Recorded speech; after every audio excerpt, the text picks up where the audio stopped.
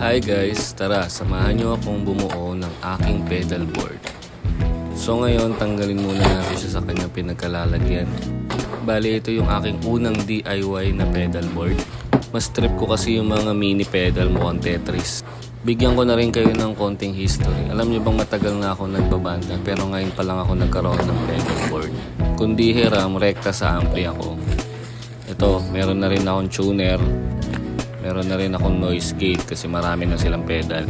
Ito yung luma naming lamesa na pagtripan kong gawing pedal board. Tingnan nyo, mababaklas bigla yan. O diba, magic? Wala nang time-lapse, mabilis ang baklas na lang. Then after mabaklas yan, sinukat-sukat ko, pinutol ko na rin. Bali hindi ko na pinutol yung mga overlap, dun ko na lang pakakapitin para tipid na rin sa manpower. Ha, manpower. Yan, tapos tiniklop ko lang to, tapos yan na yung pakakapitin.